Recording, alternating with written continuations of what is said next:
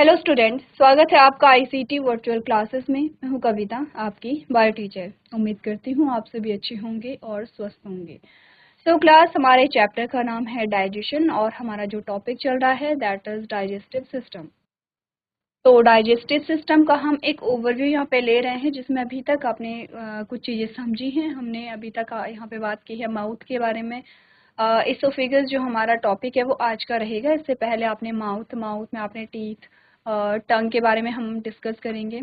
हम यहाँ पे बात करने वाले हैं इसोफेगस का क्या फंक्शन होता है या स्टमक का क्या फंक्शन होता है, एक ओवरव्यू लेंगे और उसके बाद आप एक एक करके चीज़ों को यहाँ पे समझेंगे। तो पहले देख लेते हैं अभी तक हमने क्या टॉपिक यहाँ पे डिस्कस कर लिए हैं। सबसे पहले हमारे पास आता है इंट्रोडक्शन, जिसमें सिंपली आपको बता रहा है कि डाइजेशन क्या है। तो आपने कहा डाइजेशन क्या है, जिसमें complex food material simple form में कन्वर्ट होता है। बेसिकली ये प्रोसेस जो है वो दो पार्ट में कंप्लीट होती है, फिजिकल ब्रेकडाउन और केमिकल ब्रेकडाउन। तो पहला फिजिकल ब्रेकडाउन है, उसी के साथ साथ केमिकल ब्रेकडाउन स्टार्ट हो जाता है।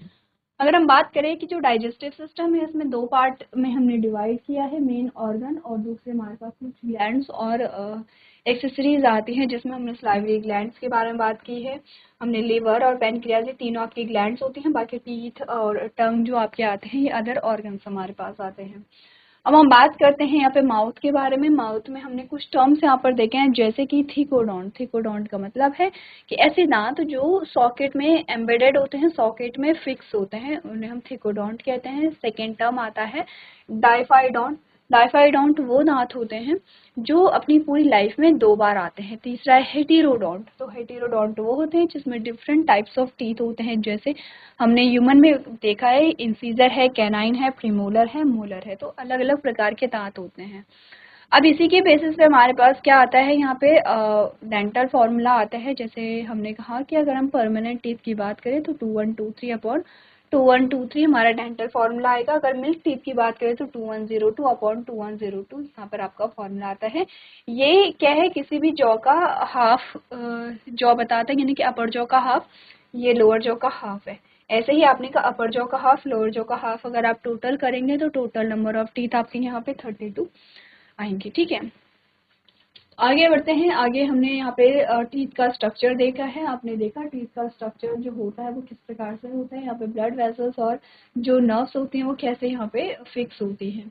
अब हम बात कर रहे थे यहाँ पे सलाइवा के बारे में। ठीक है, यहाँ पर हमने बात की थी सलाइवा, हमारा जो टॉपिक चल रहा था दैट इज सलाइवा। हमने कहा था कि हमारे पास तीन पेयर आते हैं यहाँ पर ग्लैंड्स के, सलाइवरी ग्लैंड्स के, या जिसे हम लार ग्रंथि कहते हैं। इनकी लोकेशन अलग अलग होती है। जैसे कि आपने कहा ये जो आपके चीक पे होगा इसे हम पैरोटिड ग्लैंड कहेंगे, जो आपको यहाँ पे दिखाई गई है। अब आपने कहा कि टंग के नीचे जो होगी वो सब लिंगुअल होती है, जो आपको यहाँ पे दिखाई गई है, और सब मैंडिबुलर जो आपके लोअर जॉ में होती है।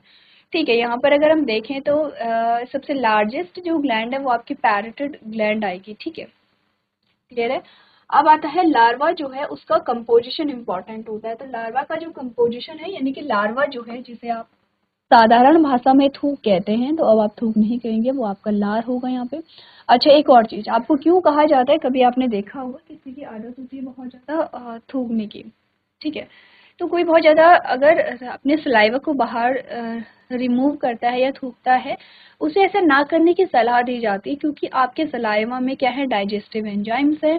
आपके सलाइवा में कुछ ऐसी चीज़ें हैं जो हार्मफुल बैक्टीरिया को क्या करती है, नष्ट करती है। तो आपको सलाइवा जो है या आपको जो थूक है वो बार बार बाहर नहीं निकालना चाहिए। अगर हम इसके कंपोजिशन की बात करें तो हमने कहा कि इसमें क्या क्या आते हैं, जैसे सोडियम है, पोटेशियम है, क्लोरीन है, यहाँ पे HCO3 है। ठीक है, और इसके अलावा कुछ हमारे पास क्या आती हैं डाइजेस्टिव एंजाइम, जो सलाइवरी अमाइलेज है या लाइसोजाइम है। सलाइवरी अमाइलेज क्या करता है, कार्बोहाइड्रेट का डाइजेशन करेगा, जिसमें ये स्टार्च को माल्टोज में तोड़ देता है। तो स्टार्च बेसिकली कॉम्प्लेक्स फॉर्म है कार्बोहाइड्रेट की। कार्बोहाइड्रेट की क्या है, यहाँ पे कॉम्प्लेक्स फॉर्म है।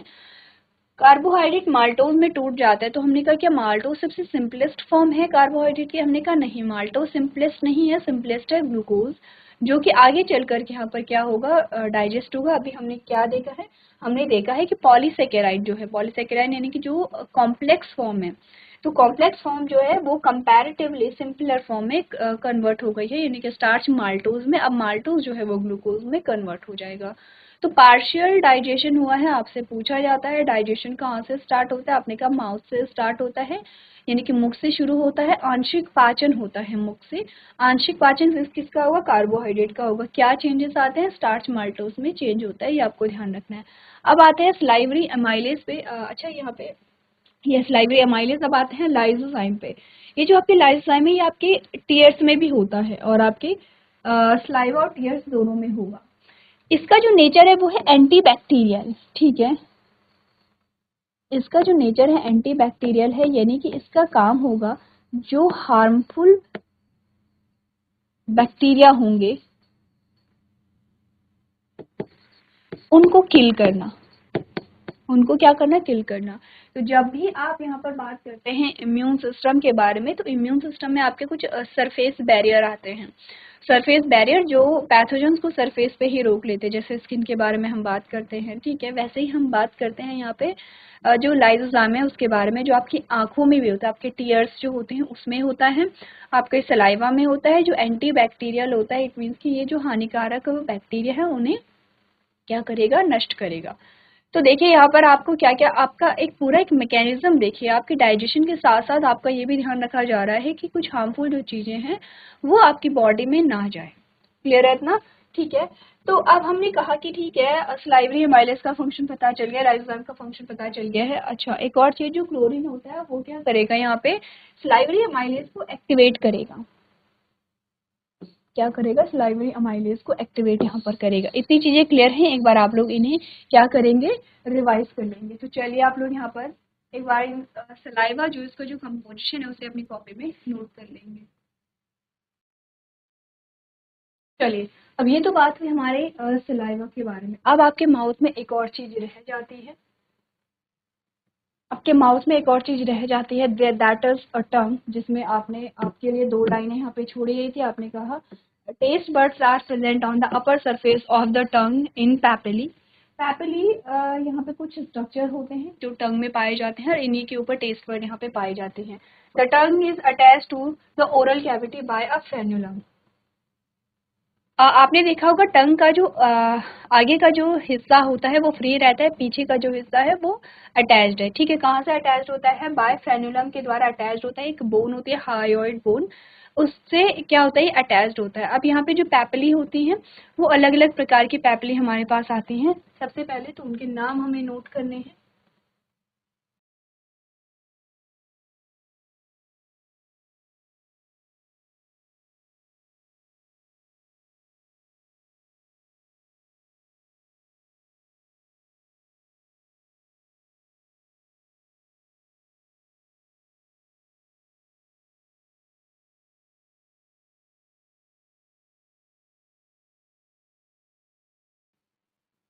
चलिए तो सबसे पहले आपको क्या करना है, ये जो नाम है ये आपको नोट करने हैं, जिसमें आपको चार यहाँ पर क्या बता रखे हैं, पैपिली। ये एक्चुअली में आपके पास क्या आती है, पैपिली आती है, ठीक है। ये सलाइवा है, ये डिफरेंट हमारे पास क्या आता है, टॉपिक है।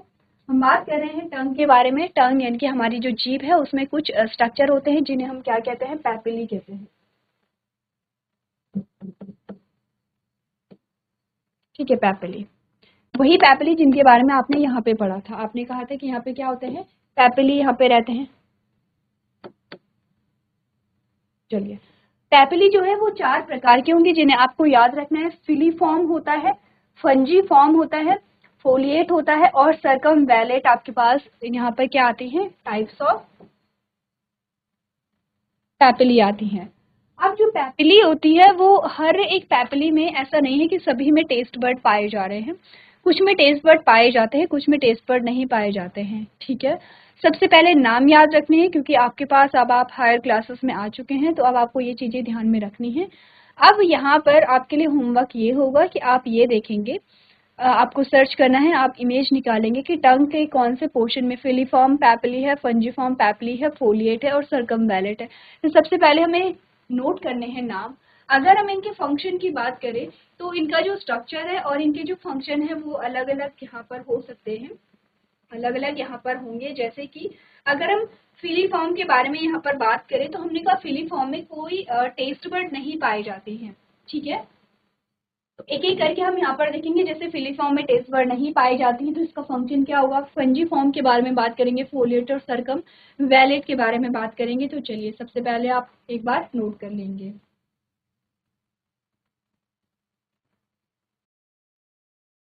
चलिए तो बात करते हैं यहाँ पर अगर टेस्ट वर्ड की, तो सिंपल सी चीज़ है। आपने कहा सबसे जो स्मॉलेस्ट पार्ट है वो फिलीफॉर्म होगा, जिसमें नो टेस्ट वर्ड, यहाँ पे कोई टेस्ट वर्ड आपको नहीं मिलेंगे। ठीक है, आपको यहाँ पे अगर हम फंजी फॉर्म की बात करें तो टेस्ट वर्ड मिलती हैं, फोलिएट में मिलती हैं और सरकमवैलेट में मिलती हैं। यहाँ पे आपको मैक्सिमम जो टेस्ट वर्ड है वो मिलती है। अगर हम बात करें कि ये फिलीफॉर्म कैसे होते होंगे, तो सिंपल सी चीज़ है।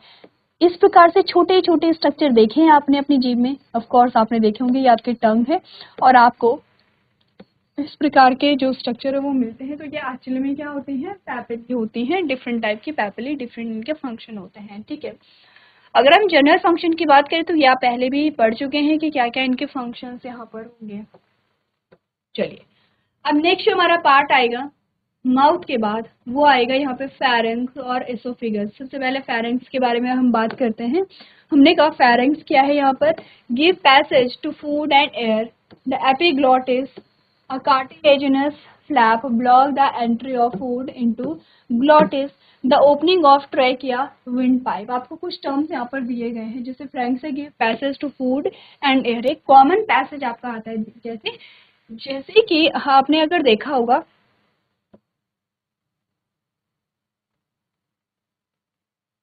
ये आपका माउथ है, यहाँ से ये जो आपका आता है ये आपका आता है ओरल कैविटी।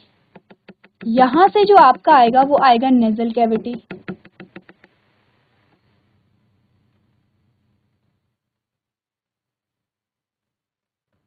ठीक है, ये कॉमन पैसेज है। अब कॉमन पैसेज जो है, एक तो यहाँ से सीधे कहाँ चली गई है, ये आपकी फूड पाइप है और ये आपका विंड पाइप है जो आगे जा करके ये भी कॉमन पैसेज आएगा। फिर ये आपका विंड पाइप चला गया है, ये पीछे आपका फूड पाइप आ गया है। ठीक है, ये विंड पाइप है। अब विंड पाइप को आप तब रिलेट कर पाएंगे जब आप इस प्रकार से यहाँ पे लंग से थोड़ा सा इधर करते हैं ताकि आप चीज़ों को और अच्छे से रिलेट कर पाए।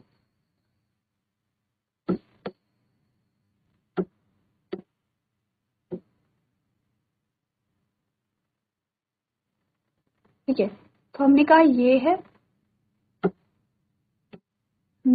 है ओरल कैविटी इस प्रकार से, और ये है नेजल कैविटी। तो एक जो कॉमन पैसेज आता है वो है ये।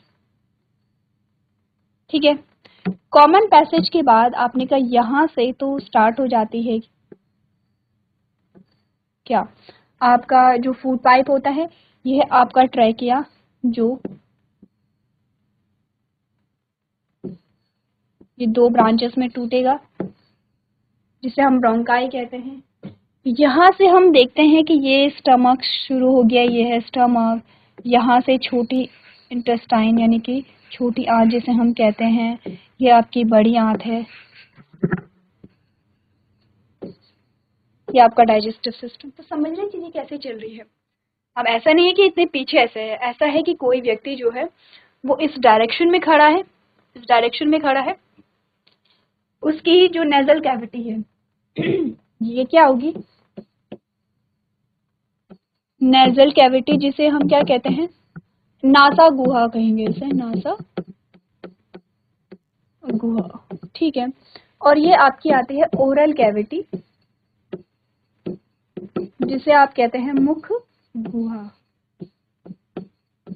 ठीक है, अब ये जो व्यक्ति है ये कुछ इस प्रकार से खड़ा है, ये इसकी यहाँ से जा रही है नेजल कैविटी। आप फील कर पाते हैं हमारी जो नेजल कैविटी है, हमारी नेजल कैविटी जो है वो एक्चुअली में शुरू यहाँ से हो गया आपके नॉस्ट्रल से। ठीक है, अब ये हमारी नेजल कैविटी है जो हमारे मुंह से होके जा रही है, ये हमारी क्या है यहाँ पे ओरल कैविटी है, या इसको हम बक्कल कैविटी भी कह देते हैं। ठीक है, ओरल कैविटी है। आपने तो पीछे जाके एक पॉइंट ऐसा होगा जहाँ पे कॉमन पैसेज होगा, तो कॉमन पैसेज को अगर हम हाईलाइट कर दें, ये कॉमन पैसेज है। ये क्या है हमारे पास, कॉमन पैसेज है। कभी देखा है कि जब आपने पानी पिया होगा जब आपने पानी पिया तो वो पानी अचानक से नाक के मुंह बाहर आ जाता है। ऐसा क्यों होता है? ऐसा इसलिए होता है कि जब आप पानी पीते हैं, हो सकता है कि क्या हो गया, आपके जो विंड पाइप थी वो यहाँ पे ओपन हो गई है, वहां से आपको खांसी आई या वहां से आपने एयर बाहर निकाली और वो जो पानी का फ्लो था वो यहाँ से इधर को आ गया है। या फिर कोई व्यक्ति जब डूब जाता है तो उस जब पानी निकालते हैं, ऐसे उसके स्टमक में क्या प्रेस किया जाता है, जब पानी निकलता है तो मुंह से नाक से दोनों जगह से निकलता है, क्योंकि कॉमन पैसेज है। अब ध्यान देखिए, आपको क्या बोला गया है, जो फेरेंक्स आपका वो तो कॉमन पैसेज हो गया है। The epiglottis, a cartilaginous flap, blocks the entry of food into glottis. आपने कहा कि जो आपका, अब हमने कहा ठीक है कॉमन पैसेज है, तो अगर हम खाना खाएं तो ये खाना डाइजेस्टिव सिस्टम में जाने की बजाय अगर आपके रेस्पिरेटरी सिस्टम में चला गया तो क्या होगा? हमने कहा नहीं, ऐसा नहीं होगा। इसके लिए भी यहाँ पे क्या होता है, एक सिस्टम होता है, एक ढक्कन नुमा संरचना, जिसे हम क्या कह रहे हैं, एपिग्लॉटिस कह रहे हैं। एपिग्लॉटिस क्या है? कार्टिलेजिनस फ्लैप है, एक कार्टिलेज। कार्टिलेज समझते हैं, हमने पढ़ा था यहाँ पे क्लास 9th में एक चैप्टर जिसका नाम था टिश्यू। टिश्यू में हमने बात की थी कनेक्टिव टिश्यू की, एनिमल में हम देख रहे थे, एग्जाम्पल था ह्यूमन, तो हम देख रहे थे यहाँ पे आपका कनेक्टिव टिश्यू। कनेक्टिव टिश्यू में हम बात कर रहे थे यहाँ पर बोन और कार्टिलेज के बारे में, यानी कि हमने फ्लूइड के बारे में बात की है यहाँ पे। तो फ्लूइड में आपने ब्लड और लिम्फ पढ़ा है, वैसे हमने बोन और कार्टिलेज पढ़ा था। आपने कहा था कार्टिलेज होते हैं वो बोन जैसे स्ट्रक्चर होते हैं लेकिन लचीले होते हैं। कैसे होंगे? फ्लैक्सिबल होंगे, बोन जितने कठोर नहीं होते हैं, प्रोटीन से बने हुए यहाँ पे रहते हैं। तो वो उसी से बना हुआ है एपिग्लॉटिस। एपिग्लॉटिस के ऊपर block the entry of food into glottis. Epiglottis क्या करेगा? यहाँ पर ग्लॉटिस में एंट्री को रोकेगा। तो बेसिकली ये ढक्कन नुमा संरचना होती है, ढक्कन नुमा संरचना होती है। अब आप सोचेंगे ये ढक्कन लगा हुआ रहेगा तो हम सांस कैसे लेंगे? एक्चुअली में यहाँ पे बारी बारी चलता रहता है। जैसे आपने अगर खाने को निगला तो ये ढक्कन जो है वो कहाँ चला जाए, कहाँ पे लगा रहेगा? आपके जो रेस्पिरेटरी सिस्टम है वहां पर। आप जब सांस लेते हैं तो ये ढक्कन ओपन होकर के यहाँ आ जाता है ताकि जो हवा है वो सीधे आपके रेस्पिरेटरी सिस्टम में जाए। और अच्छा सिस्टम है। आपने कहा कि यहाँ पर क्या होता है, अच्छा ग्लॉटिस क्या है? The opening of trachea. Trachea की ओपनिंग को ही हम ग्लॉटिस कह रहे हैं। ग्लॉटिस में लगा होगा एपिग्लॉटिस, एक ढक्कन नुमा संरचना है जो क्या कर रहे हैं यहाँ पे, जो एयर है, एयर की जो एयर या फूड, ये कहाँ कहाँ जाना है वो डिसाइड कर रहे हैं। तो जब हम फूड ले रहे हैं तो ये यहाँ पे लग जाता है, यानी कि ये जो एयर ट्रैक है इसे बंद कर देगा, यानी कि जो विंड पाइप है या श्वास नली है उसे बंद कर देगा। जब हम सांस लेंगे तो ये भोजन नली कि और इस प्रकार से आ जाएगा, यानी कि ये जो ट्रैक है वो ओपन हो जाएगा। ठीक है, चलिए अब हमने कहा आते हैं इसोफिगस पे। इसोफिगस जो है हमारी फूड पाइप है, जैसे कि हमने कहा ये आपका विंड पाइप है, वैसे ही आपके ओरल कैविटी के बाद जो पार्ट आता है दैट इज इसोफिगस।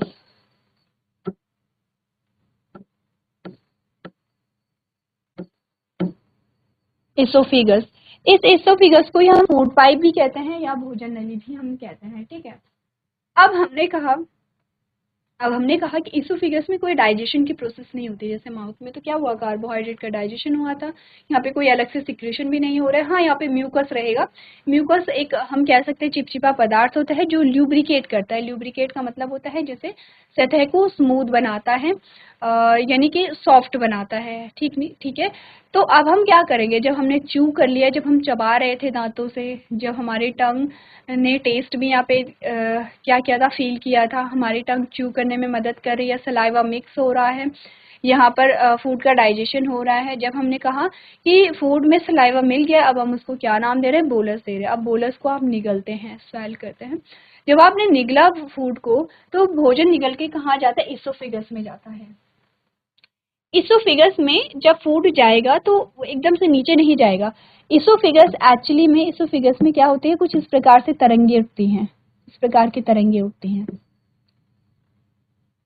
तो समझ रहे, एक्चुअल जो शेप है वो रेड कलर में आपको दिखाई गई है, लेकिन तरंगे जो उठती हैं इस प्रकार से, तरंगों का मतलब ये नहीं है कि वहां पे तरंगे ट्रैवल करी, एक्चुअली में वो कॉन्ट्रैक्ट होती हैं फिर वो रिलैक्स होती हैं, फिर कॉन्ट्रैक्ट होती हैं फिर रिलैक्स होती है। इसे वैसे ही आपने एक पाइप के अंदर कुछ डाला, अब उस पाइप को आप आगे से पिचका रहे हैं ताकि वो नीचे चला जाए, फिर आपने यहाँ से छोड़ा यानी रिलैक्स किया, फिर आप यहाँ से पिचकाएंगे यानी कि कांटेक्ट करेंगे, फिर जो फूड है वो नीचे जाएगा, फिर यहाँ से छोड़ा, फिर यहाँ से पिचकाएंगे, फिर फूड नीचे जाएगा।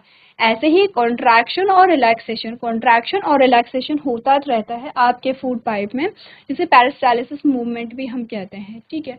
और फाइनली यहाँ से जो फूड ट्रैवल करता है, वो स्टमक में आ जाता है।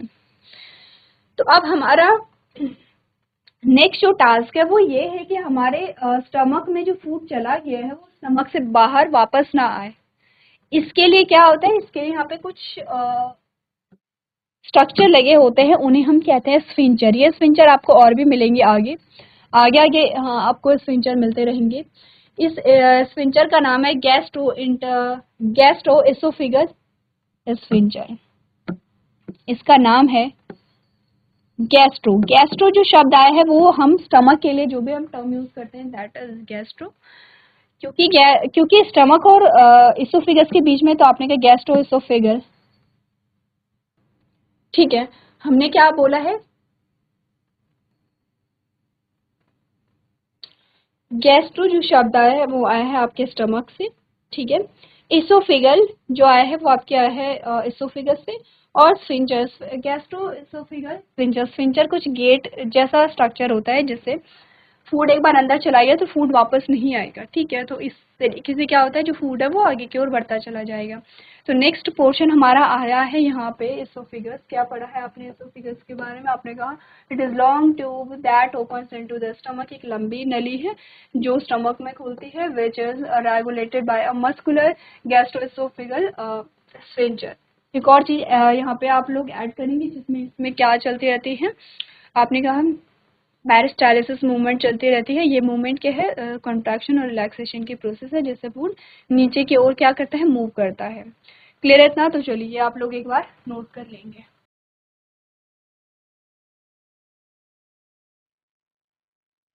चलिए अब नेक्स्ट पार्ट जो हमारा आएगा यहाँ पे डाइजेशन के, दैट इज स्टमक। स्टमक को पढ़ने से पहले आप एक बार पढ़ करके आएंगे जो स्टमक है उसकी वॉल कितनी होती हैं। इससे पहले हम यहाँ पर थोड़ा सा देख लेंगे जो गट का डायग्राम है, गट का डायग्राम हम देख लेंगे क्योंकि म्यूकस की बात एक बार पहले भी हो चुकी है, म्यूकस की बात हम स्टमक में भी करेंगे, तो समझ लेंगे म्यूकस एक्चुअली में सिक्रेट कहाँ से होता है। तो नेक्स्ट हमारा लेक्चर होगा गट और उसका स्ट्रक्चर एक बार आप लोग घर से पढ़ करके लेके आएंगे। तो आज के सेशन में हम इतना ही करेंगे। अभी तक क्लास में बने रहने के लिए आपका धन्यवाद।